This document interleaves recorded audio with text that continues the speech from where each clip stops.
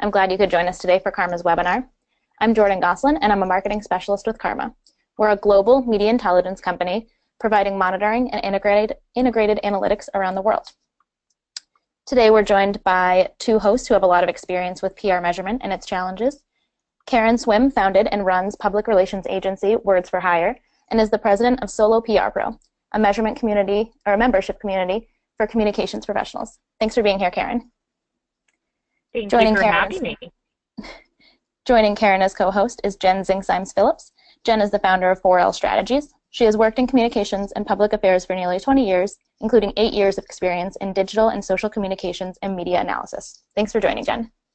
Thank you, Jordan. So there'll be time for attendee questions at the end of the session, so please feel free to submit any questions that you have throughout the session in the chat box, which is located at the bottom of the control panel. Additionally, a recording of the session will be available on CARMA's YouTube channel following the session, and the slide deck will be available on our SlideShare account. So I'm going to hand it over to Jen and Karen now to discuss PR measurement problems and how they can be resolved. Thanks so much. Okay, well, this is Jen Zingsheim Phillips, and obviously, you know, all of those of you who are joining us have some interest in PR measurement, and whether you are starting to measure or want to know how to start to measure, you have an interest, you've expressed it, you're here to listen. The question is, why has it been so hard for the public relations profession to get to a point where they're actually measuring against business goals?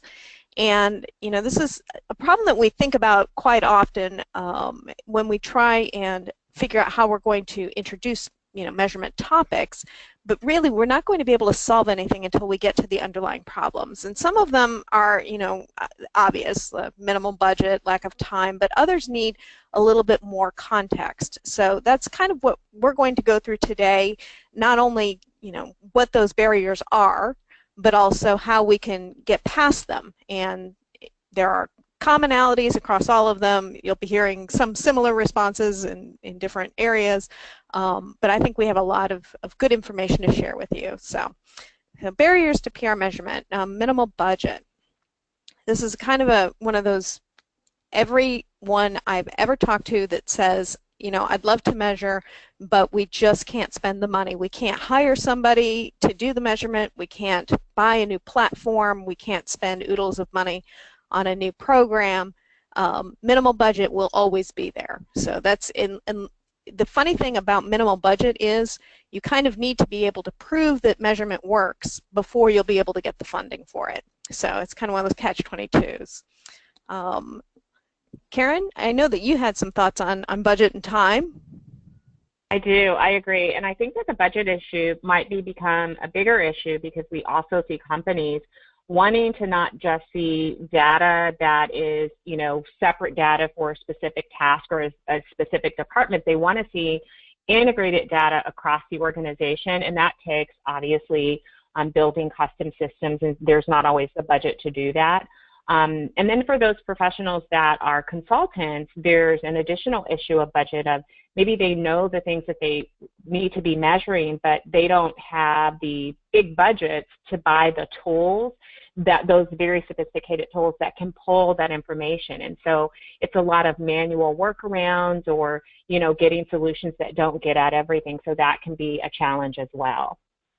Exactly, and that actually speaks, I think, to a lot of the next bullet point we have here, which is lack of time, because they kind of go hand in hand. When you have minimum budget, you often have to fill it in with you know, the free tools that we have at our disposal, whether that means, you know, using relying heavily on Excel for your, you know, calculations and generating charts and graphs and things like that that actually show your measurement results.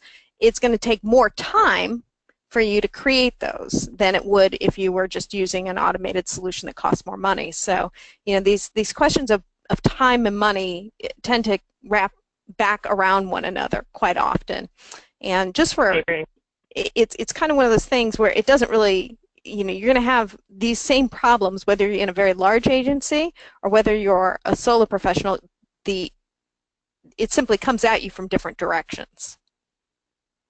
That is very true, because no organization or individual has an infinite amount of resources, time or financial resources. So you're absolutely right.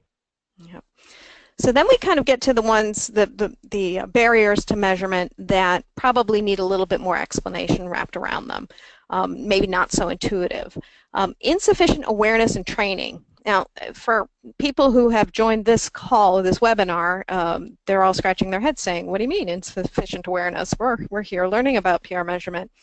The thing is, when you look at the PR community as a whole, there are many, many different paths to getting into PR. Personally, I myself did not come into PR through a communications major. I was a poli-sci major. I worked in politics for a while. I ended up in the public affairs realm, where as far as the PR firm that I worked for, which was Fleischman Hillard out of their St. Louis office, they wanted me in their public affairs group. It was more important to them that I know and understand the legislative process than know and understand the technical questions surrounding PR. And PR measurement was not an issue for us because we had a measurement team within our, it was a separate practice group within our building. So, I kind of came to PR measurement late in the game after I left the agency. Just kind of, one of those scratch your head type of moments, but it's true. I learned more about PR measurement after I left the agency than I did when I was there. So when you look at insufficient awareness and training, I think a lot of it has to do with the paths people take into PR. I think it's the path, and I also think that for even those people that came kind of through the standard pathway, I did not either. I took a very non-traditional path into PR. It can also be not just the insufficient awareness and training around what we consider to be PR skill sets, but the pure business skill sets. Because at the end of the day, we have to remember that we're not just, PR measurement is not just about PR, but it's really about understanding how what PR does impacts the rest of the organization, right? Because you're always driving to align with the organizational goals. And so you may have come through a standard path, but you still lack that awareness and training about how to speak like the rest of the organization. So you have your data over here, and you may not know how that data, how you're supposed to tie that into what really matters to the people that you're presenting to. Exactly. And without that language, you kind of get pushed into a corner of, let's be honest, media hits. That's when you talk to a layperson who has no experience in public relations work, they immediately think two things. One, that the word spin comes out of their mouth, and two is press. They think that it's a matter of driving press coverage, which remains a very solid part of the PR professionals' requirements and job skills. But it is not the only thing anymore, particularly with the rise in digital. And that kind of brings us to the next bullet point, which is overlapping responsibilities. Now, this is one that's not, you can't really look at this from a pure PR perspective, because when you have like the peso model, the paid, earned, shared, and owned, you're kind of dabbling in different areas where it's no longer, there are no longer these bright lines between public relations work and marketing work, or public relations work and advertising. You have this kind of melding of the skill sets. So when you have overlapping responsibilities and you don't have the language that everybody else is using within the organization, it can get a little murky to try and figure out who is going to be responsible for measuring, say, the effectiveness of your Facebook ad placement. Well, if it's part of a PR program, it should be measured by PR. However, since it's a paid ad, you might have people from advertising going, well, wait a minute, if you're looking at success rates based on something that's paid, isn't that our bucket? So you kind of have these overlapping responsibilities, and your pure measurement data sets could get a little muddled. Yeah, I think that gets further complicated when you have the overlapping responsibilities on like singular campaigns, and where you have different departments or agencies even involved in different pieces of the business. So you may, for instance, as the PR responsibility, you may contribute some pieces to social. You may be using social for a campaign, but you're not directing the social responsibilities. That could be internal, or it could be a social agency. So then it really does get very complicated sometimes to look at what you're really supposed to be measuring, who's supposed to be measuring it, and how that all ties together to really show ROI when you have a lot of hands that are contributing to the outcomes. Exactly. And one of the examples I use when people ask me, well, what do you mean, how can that possibly be complicated? I said, well, you've got a person driving down the road, they see a billboard, they walk in to their home, log on to Facebook and see a couple of friends mentioning a particular, the same product that was advertised on the billboard. They turn off Facebook, they go watch TV for a little while, see a paid ad. 2 days later, their neighbor next door says, hey, have you picked up XYZ? I think it's really awesome. They then go out and buy it. Well, who's responsible for that? You know, you can't, it gets into these very, very murky areas where you have to try and figure out, well, you know, drawing those, setting clear goals at the beginning of a program is the only thing that's going to be able to help you suss out the effectiveness of your messaging. So that brings us to limited demand. Limited demand kind of goes back to this idea of insufficient awareness and training. When you come up through PR in certain ways, particularly within like a professional organization or a company where things have just always been done a certain way, they might not know to ask for measurement. And that sounds head-scratching at this point in late 2017, but it's true. We've always used AVEs. I still hear that. It's the, they've gotten used to seeing that dollar figure. What are we going to do to replace it? So if you aren't being asked to provide something, there is a reluctance to go out on a limb to get rid of, suggest getting rid of something that is a commonly used metric, even if it's not providing any real data or information. And B, you're going to have to propose something new to fill in that gap without really necessarily being able to prove immediately that it will be more effective. So that limited demand kind of can cause real problems if you're coming new to an organization that hasn't measured and you want to introduce it. True. And you made a very good point, earlier when we were talking about how this is actually something that people need to get well past, or they're going to lose out.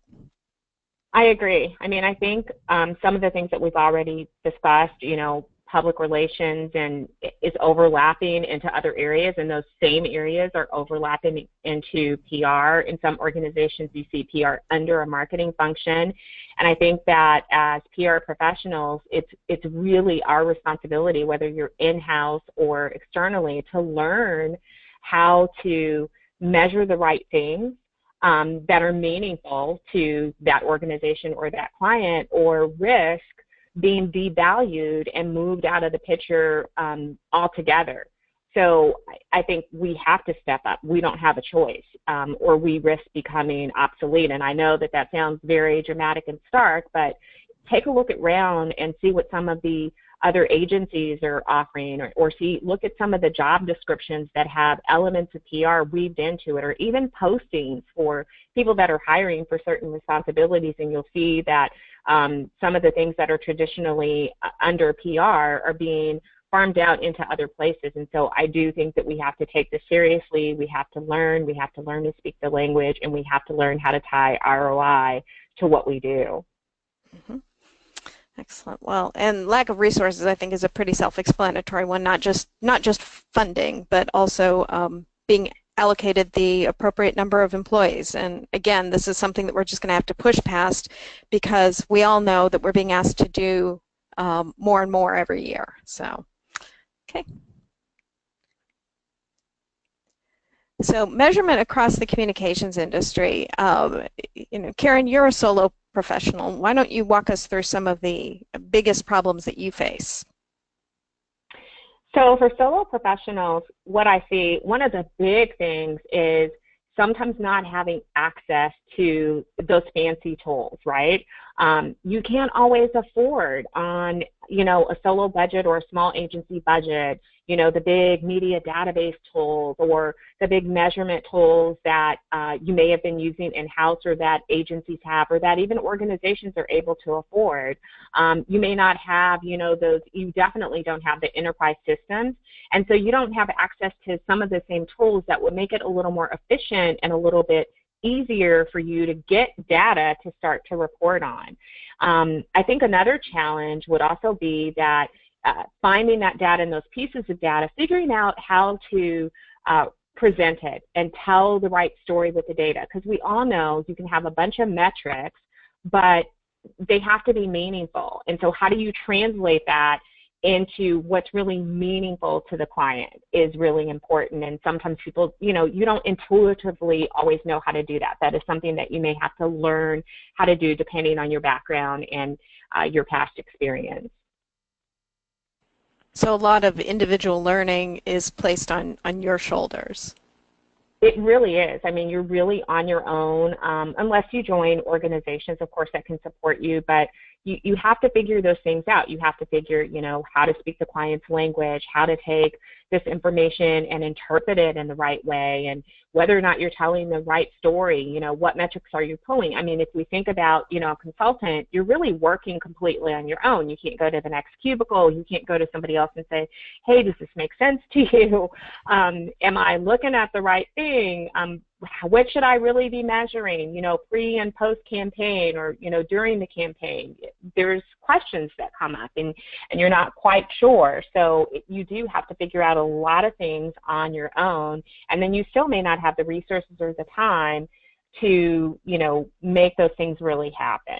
And clients are, surprisingly not always helpful, because remember, as you just said, they may speak a completely different language and they have their expectations about PR that may be outdated. Like they may have used past agencies and they get a clip book or lots of clips. And so that's what they think PR is lots of media clips. And that's great for outputs, but it says nothing about outcomes.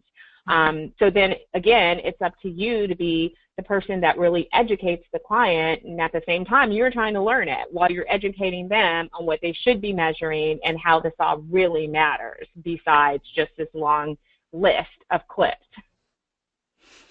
Absolutely. And I'm going to jump over boutique agencies and go directly to global firms, and then we'll circle back to boutique agencies because, honestly, they experience problems that we're going to go through on either side. And having worked for a global firm, Fleishman Hillard, as I mentioned earlier, one of the biggest barriers to individual PR pros learning about measurement in a big firm is that big firms often have measurement teams that specialize in doing exactly that work.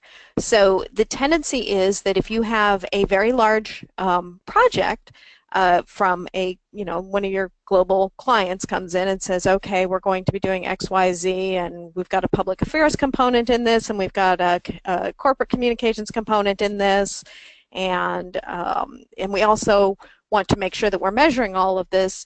Each of those different practice groups would have a part of that particular job. So you would be doing your, in my case, I would be going along my happy way doing my public affairs work while somebody else was doing the actual measurement, whether that was, and it was usually pretty high level measurement, like doing focus groups and surveys and very, quite frankly, expensive but accurate measurement results. So you almost get siloed even within an organization that specializes in PR, not even to mention the siloing that goes on in large companies. So there was that effect. And then there was also the very small programs that I would work on, which were a lot of kind of grassroots communications. If we were working with I did one program with a very major consumer products company. They were doing the measurement on their own, and they didn't really want us to know what the results were because they were essentially testing to see the efficacy of the grassroots outreach program that we were running. And they didn't want to color the results by, sending that data to us. So we were kind of operating a little bit blind. We didn't really know. We had a feeling that what we were doing was working, and actually saw the results, in the field. But they were the ones that had the actual sales data. They knew, whether or not numbers were increasing, and that wasn't something that they were willing to share with us. It was proprietary. So you kind of get this strange mix of measurement issues when you work for a global company, which brings us to boutique agencies who kind of suffer from a little bit of both sides. They are generally expected to be able to do the level of measurement that kind of we're talking about here, to tying it back to business goals, but they don't necessarily have the huge team. So sometimes there'll be one or two people that specialize in measurement, but then if they get pulled off on different programs, there has to be a lot of quick self-learning that has to go on. So they kind of get caught in the middle of both. They don't necessarily have the large budgets to do what the global firms are doing, but they're expected to do more than the solos, because they are getting a bit bigger piece of the pie and have more responsibility directly for all aspects of a client program in many cases, but don't have the resources. So they get squeezed from both ends. That's a great assessment. And some of the solos actually have some of those boutique agency programs, because a lot of solos actually have teams, and they're not, the old definition of just really an independent practitioner. They may team up with other agencies, or they may have a virtual team of other solo owners that they work together as a team. And so the same problems. I completely agree. And absolutely, I should have mentioned that. I've done some of that work as a freelancer myself. You team up with a boutique agency because they need to outsource a particular expertise, and that's that brings in another level of complication. If they don't have the ongoing expertise, they might not have the understanding of how to measure that particular component either. So it can get very complicated for boutique agencies. Yes. Okay, so how do you overcome the barriers? Really, this is the meat of the program. Everybody knows that there are problems. How do you get past them? My first number one is the recommendation I make to anyone who asks me, well, what do I do? Don't try and boil the ocean from the beginning.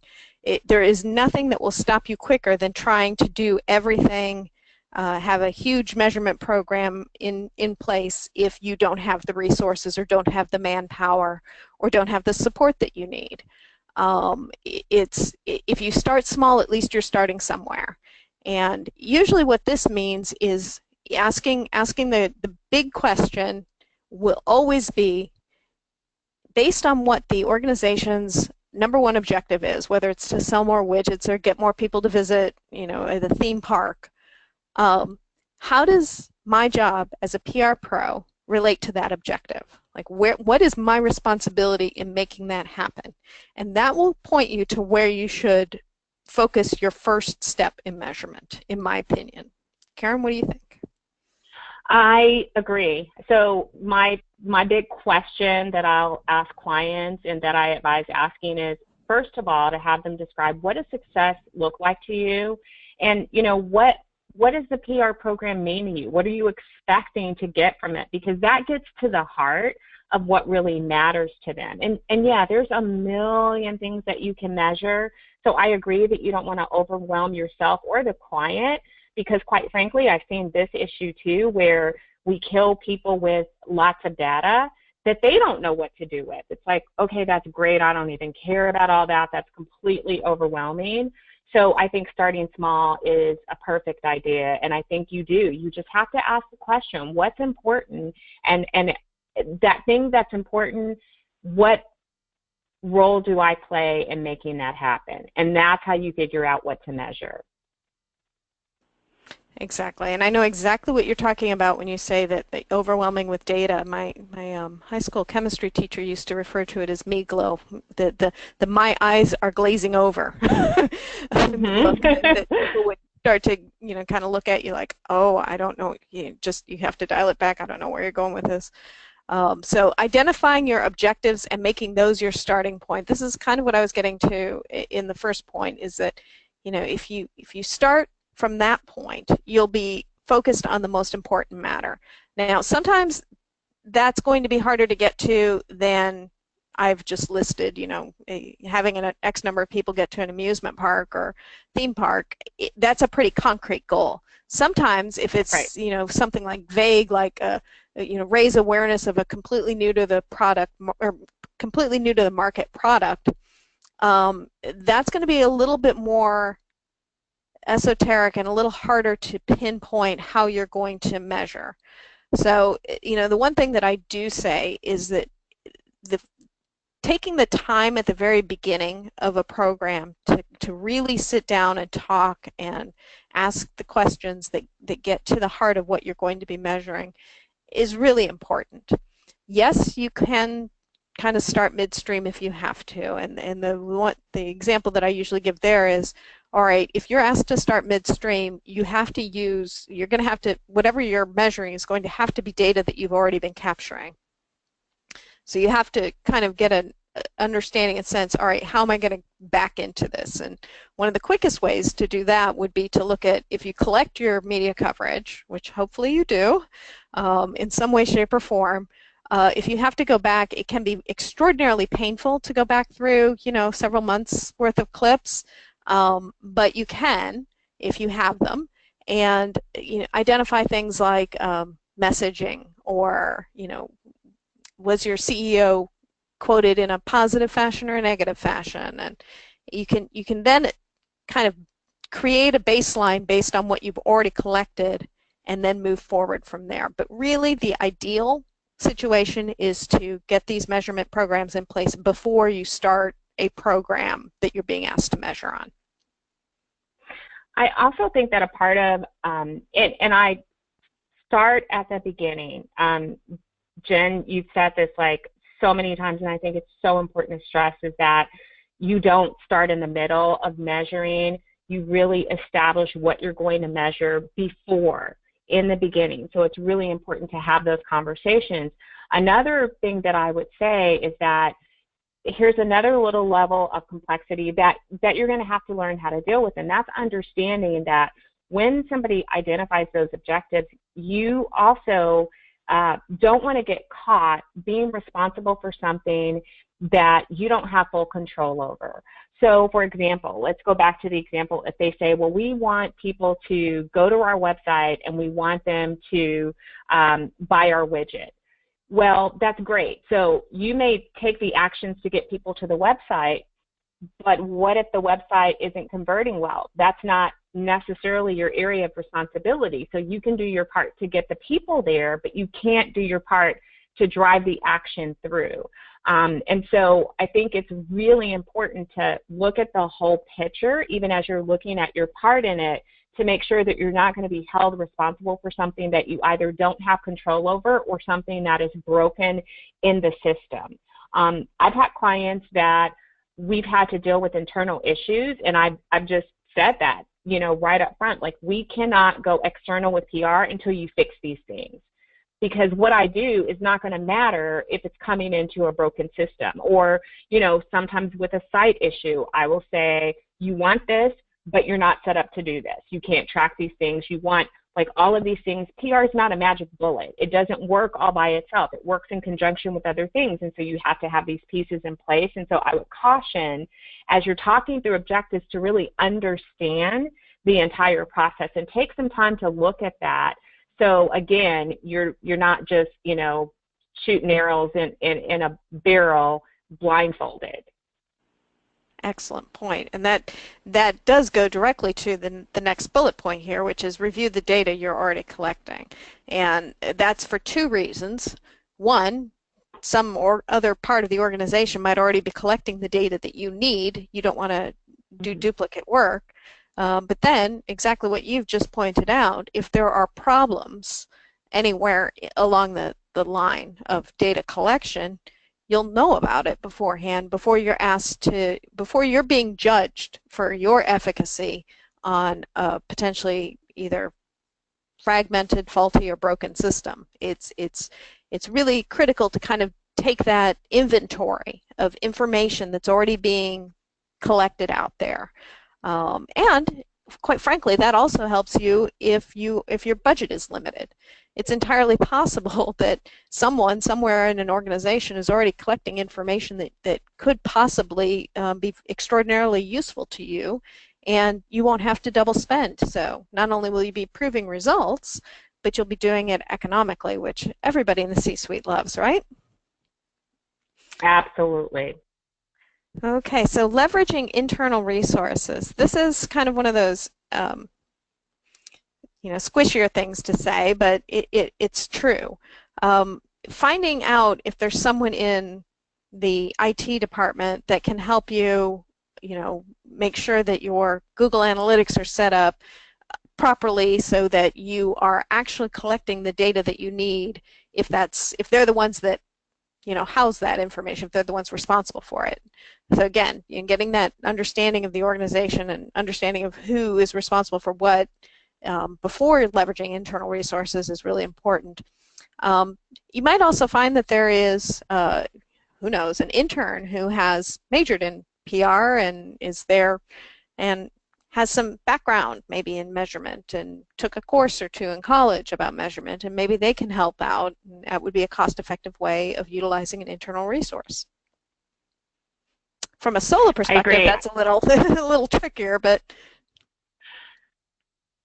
it is. But I still think that and this is where you sort of really build those relationships and get deeper into the organization and going beyond your contacts and coming alongside to really support and to present data and any client will appreciate this, whether you're in-house and an employee or you're external as a consultant. Everybody's going to appreciate seeing consolidated data, right? Nobody wants to look at 10 reports.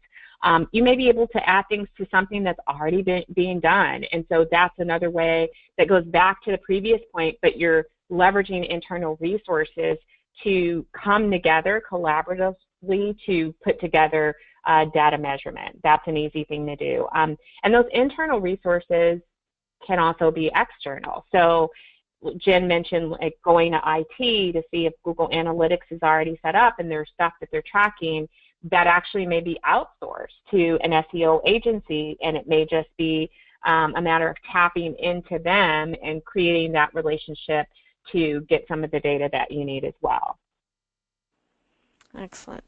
Another internal but not internal true resource would be using things like the Amick Framework, going over and taking a look at that. Now, for those that are not familiar with this, Amick has developed a framework for solid measurement, and it will walk you through step by step. If you go to amick.org, they have everything from establishing your goals to, actually measuring outcomes and what you could do in each step.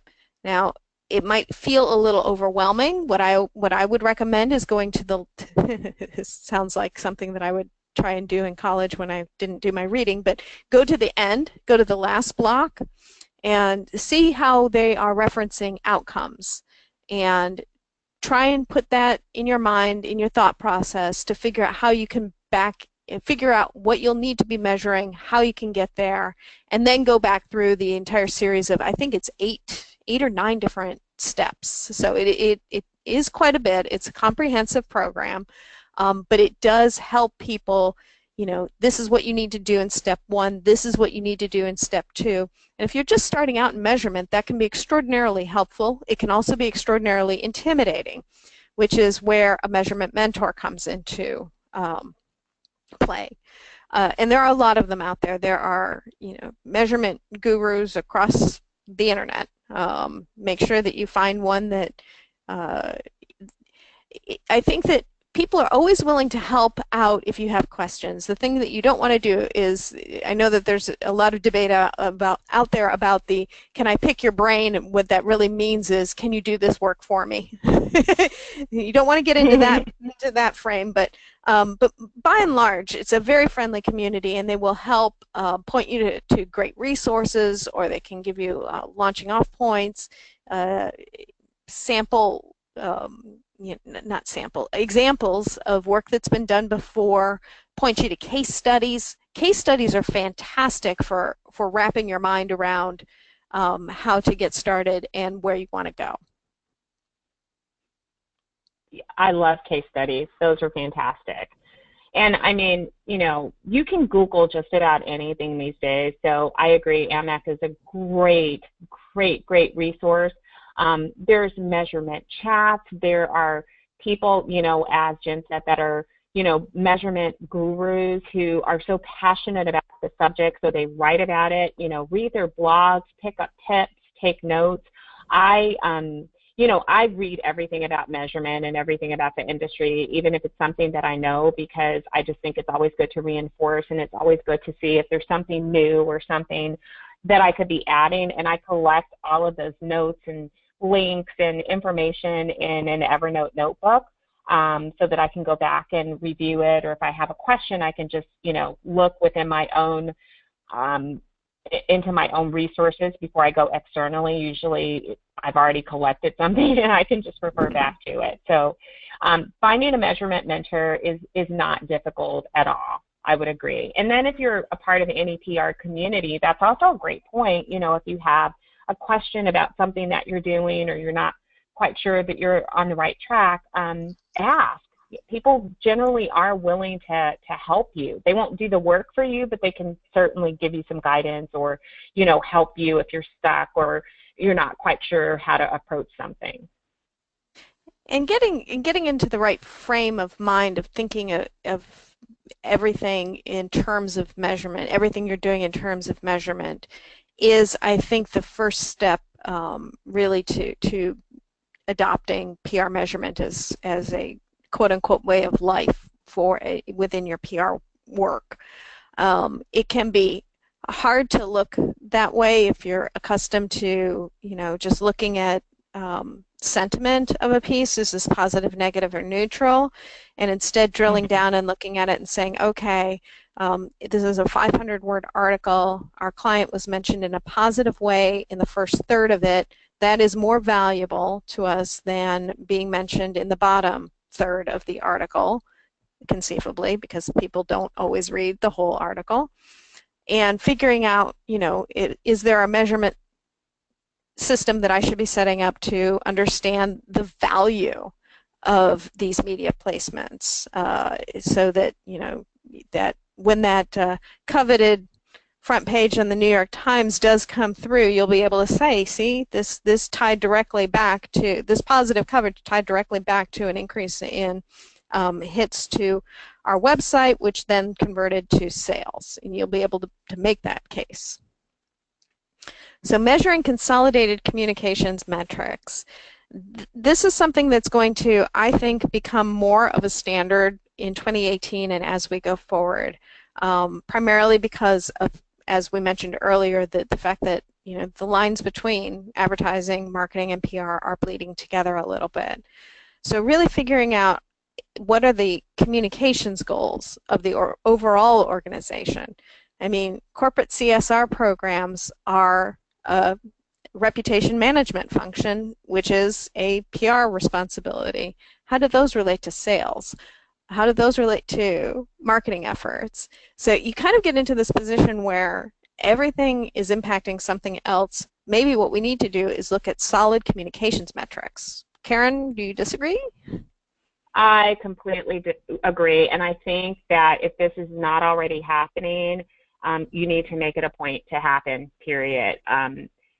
This is long overdue. There are no silos anymore, and we're bleeding over into each other's responsibility, so I don't think that you can look at things in isolation anymore. That's just not how it works, and I love the example that you gave earlier, which has always been true, right? We've always known that we have advertising, we have public relations, we have marketing, and we all take these actions to drive customers. And it is difficult to say, well, which one of those actions really counted? They all count. They all work together. And so I agree with you that this is so important to do consolidated metrics. And, you know, I understand those challenges that may exist for doing that, whether you're in-house or external. But I think it just means that we all are going to have to learn how to work together and how to report on things in a cohesive fashion. And for many PR people, you're already doing PESO. So you're already pulling together integrated communication campaigns. So this is not that big of a leap for you. Exactly. It shouldn't feel like as much of a leap as I probably just made it sound. You know, in some ways, most of the organizations I've come into contact with are already doing something similar. They are either tying together all of their social in one bucket with the understanding and acknowledgement that PR, marketing, and advertising all have, you know, a toe in that water, or something along those lines. And you know, it is the future of the industry, I think, and trying to figure out how our components fit into that, how earned media in particular, because that remains top of mind for most organizations, is going to be such an important point going forward, that I encourage everybody to, you know, sit down and make a list of what data your organizations are already collecting and figure out, you know, where you fit in to that process. Yeah, and I think, you know, for larger organizations, we're going to see even greater sophistication. We're already starting to see that with metrics and how what we do is not only a value of the results that we're driving, but how that plays out in every part of the organization. So starting to use these metrics to determine, you know, true cost of acquisition. That's more to a granular level than it is today, or how things get resourced internally. And so I do think that it's important that we quickly evolve, if you're not already doing this, and deepening the way that you're presenting data and the way that you're measuring things. Absolutely. And I think that brings us to is that correct, Jordan? Yep. Yeah. Thank you, Karen and Jen. That was really informative. So we're just going to move over to some questions that have popped up throughout the session. So you talked throughout the session about metrics and how those are used. So I was wondering if you could talk about the most widely used PR metrics that you see today, and why are those the most popular? Why are they the most useful? Oh, wow. Karen, do you want to kick that one off? That is always the number one question, and it's never really a black and white answer, because you can't say most popular, because it really depends on, you know, the campaign or the client and the goals. And so there isn't a black and white answer to that. You know, where one company may be utilizing PR for awareness, somebody else may be trying to drive to a specific action. So it really is going to depend on that opening conversation. I would say, you know, I could answer, it would be an easier answer to say the least popular thing is AVEs. That's an easy one, because it doesn't really tell you anything, and so we don't use those. And so, you know, not focusing on outputs, but it really is going to vary depending on the organization. Jen, did you have a different answer for that? Well, my first immediate thought was, oh, I don't have an answer to this, because it just varies so much from one to the next. I would say that the number one most commonly useful free component out there is Google Analytics. And I agree with that, yeah. And so kind of getting to the answer from a kind of a different standpoint. I mean, yeah, I would argue that AVEs are still very commonly used. They are not popular with those of us who like to point out the true value of measurement, and that is to be able to use the information to make good decisions going forward. That, to me, is that's why we do any of this. There has to be a reason that you're measuring, rather than just slapping an arbitrary dollar figure onto column inches. That said, AVEs are still used, and they're more commonly used than I would like to acknowledge. We get questions about them all the time. But when you look at metrics that matter and that are being widely used, I would have to say that the use of Google Analytics, because it points you to a lot of different bits of pieces of information that you can actually use to make good decisions going forward.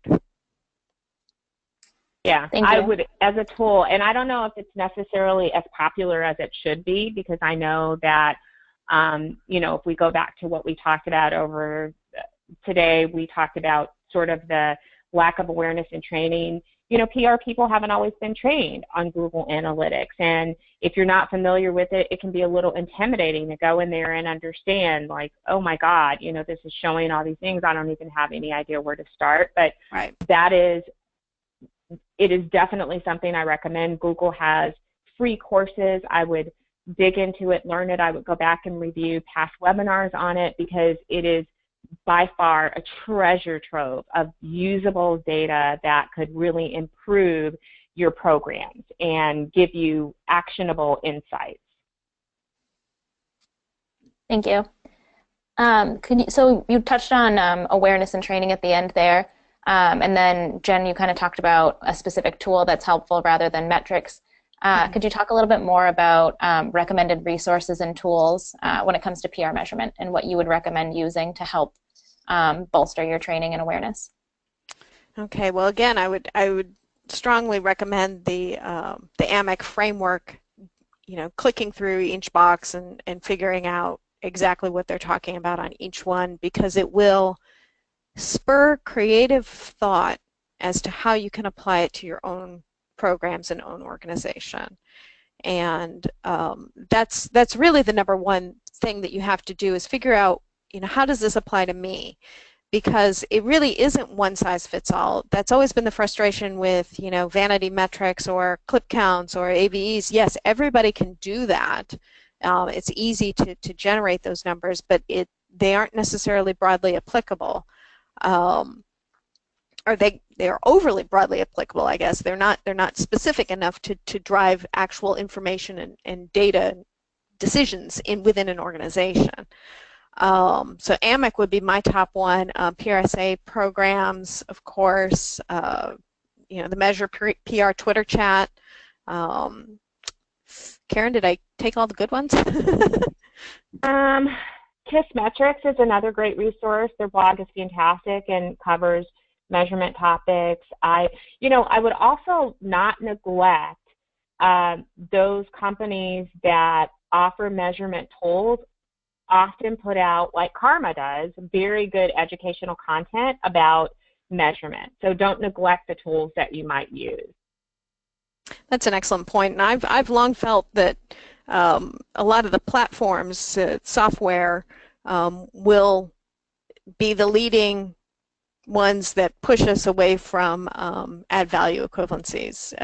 You know, once we can get to a point where the software is easy to use and intuitive and gets people the information that they need to generate those insights, which a lot of those tools are already out there, but I think that sometimes they require a lot of setup and a lot of, you know, on the front training and stuff like that. People want something that, you know, essentially grab and go.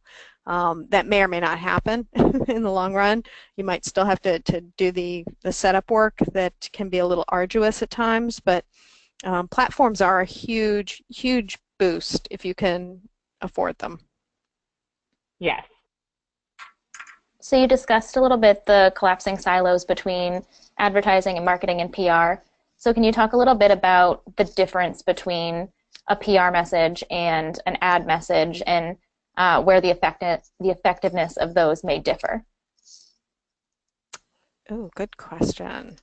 That's a really great question. Yeah. I mean, I wouldn't say that. So I wouldn't say that one is better than the other. I think that there is a purpose, right? Advertising, the messages are different in that they're designed to capture attention, right? They're driving awareness of a brand, and they're capturing the attention to get people to look deeper, and that message is designed to sort of stay with you, right? As you're thinking, as you have the problem that they're trying to solve or the solution that they're trying to offer, that it's designed to stay with you. Whereas I see public relations messaging is not like a one-time message. It's not a catchy slogan. It's not an initial campaign. It goes much deeper, and it aligns with the organization's core mission and values and positioning, and it crosses all of those barriers, because public relations, I always see, is sort of the cornerstone that ensures that everything the organization does is really true to the brand. And so I see them different, but I don't say that one is better than the other. You know, with public relations, you're making sure that what you're putting out on advertising aligns with the company's core messaging, and that what you're putting out on social also aligns with the core messaging. So it's not a single campaign or a single message. It goes much deeper to that, to the foundation of the organization. Exactly, and I would also, point out that in some ways the stakeholders and audiences vary between those. So, you can have a corporation, and a corporation is going to have, very specific advertising and marketing goals. But sometimes their PR functions it could go broader than just supporting advertising and or marketing objectives. What do I mean by that? Well, if you're a global company, you're selling anything from gas to widgets to, I don't know, plastic footballs. You have sales goals, and so your advertising and in many ways your marketing are going to go directly to making sure that those sales goals are met. PR will have to support that by making sure that the organization's messaging is in line with its image, what it wants to project. But it's also going to have different stakeholders. Maybe it's the corporate peers, maybe it's your board of directors, internal communications, external communications, public affairs. So there's a lot that can kind of go on within public relations that both directly supports the bottom line and indirectly supports the reputation management functions of the organization. I'm not sure if that helps or muddies the water, but I do think that sometimes the audiences are not identical. True. So could you both discuss a time that you faced a PR measurement barrier, whether it was one that you cited earlier in the session or something that wasn't necessarily covered? And can you discuss how you overcame that? Okay. I cited a couple of mine early on. I wasn't really able to overcome them. I didn't learn much about measurement until after I left a PR agency, and it did help me identify where problems exist, where those barriers exist, which is a very unsatisfying answer to provide. Karen, do you have a better one? I mean, here's one that I had that was a little bit unexpected. I had a client, and as part of the sort of discovery process, I always try to get access to Google Analytics immediately. It's in the onboarding document that I give to clients. We talk about this. They get a checklist of things that they need to do, but this client was so slow in getting the data. So we're into this program, really starting to work with them like a few months into it, and I'm still like, can we get access to the Google Analytics? And it took some digging because they were really new to working with PR, with actually any external agencies.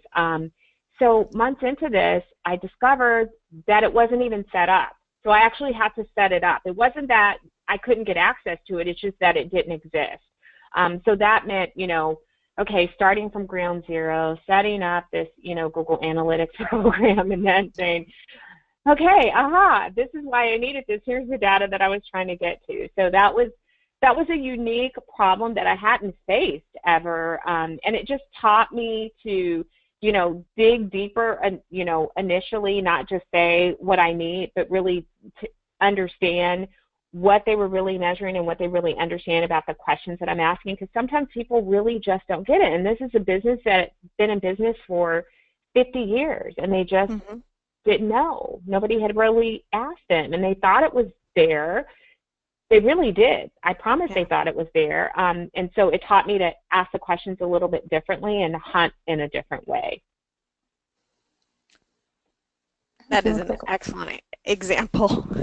Excellent. Because it goes to what I said at the very beginning, which is that we don't know how each organization has their PR programs set up and how people came to it. And a lot of times legacy systems, that would be my pat answer, would be legacy systems would be, you know, probably one of the barriers that needs to be considered first. If you've always done it one way, someone coming in and asking for Google Analytics, you recognize that phrase, it's got to be somewhere, right? But you find out no. It's truly one of the best things you can do is conduct that information audit. It looks like we might have time for one or two more. Oh, sorry, Karen, did you have more? No, I was just going to say, you know, part of it, I think one of the measurement challenges for all of us is not just educating ourselves, but often it's educating, you know, the end user about what really needs to be measured. That's just an ongoing challenge, and you get better at it. You get better at learning to interpret and getting everybody to speak the same language and understanding that you really are driving to the same goals. So that's always a challenge. So when it comes to PR and measurement, there's obvious downsides, and you see dips in measurement when it comes to bad PR. But could you discuss bad PR and if you have ever had experience with bad PR being good? Do you think it's possible for bad PR to be good?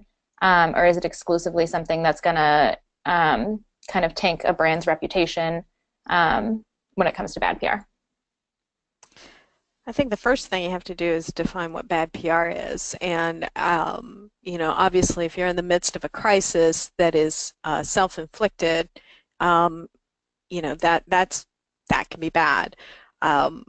There is also the question of, is all bad PR truly impactful to an organization? And one of the examples that I used in a recent piece that I wrote, I think it was for the measurement standard, it might have been for Media Bullseye, but the question of, you know, Home Depot had a truck that was used in a terror incident recently in New York. Well, that's not really, I mean, that's bad PR for Home Depot. Like, it's not good that your rental truck is associated with a terrorist act, but it is not something that was caused nor you know, exacerbated by the company. And so I would be really, I would question whether or not it would have a lasting effect on brand reputation. That's the sort of thing that you have to watch for if you are measuring sentiment. And if you are measuring sentiment, and you should, it's a good baseline measurement to have, and you see this huge negative dip in your measurement and yet no correlation to lost sales, you know, you could very easily slip into the mindset of, oh, bad PR didn't hurt us. But you have to really look at the context of that bad PR and figure out, well, why did it not hurt us? And ask the deeper questions. And you know, then there are, of course, companies that sink their own brand reputation by acting foolishly, and that can be a lasting problem. So define bad PR first, and then make sure you're tracking something simple like sentiment analysis to look at that, and the effects of that would be my recommendation. Karen?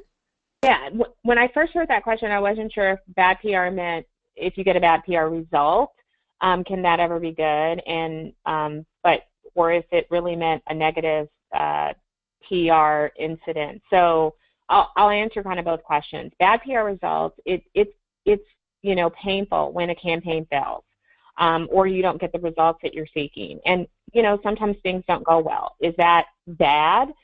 Not necessarily. It's definitely a learning experience, and you have to learn how to take those situations where things don't go as planned, and offer an assessment and recommendations on what you can do to get better. That's why we measure.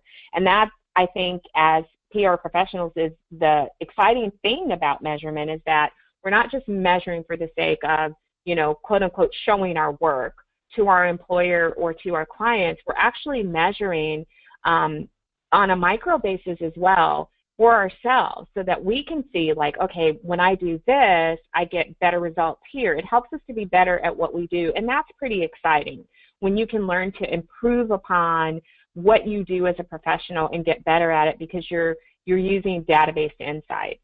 On the topic of negative PR, can it ever be good? I think, yeah, it can be. And you gave some great examples of how a negative situation can turn out to be good. But I think negative situations are an opportunity for the brand to really show who they are. When it's self-inflicted, that's terrible. When it's something that, happened that wasn't necessarily out of your control, like the Home Depot situation, or in situations where a message is not perceived the right way, or, somebody makes a misstep, I think it's really, really important, and anybody who handles crisis will tell you this, is that's one of the reasons why you build up brand equity. It's one of the reasons that you stay true to your brand values. You have people that support you because you have, been consistent in who you are as a brand.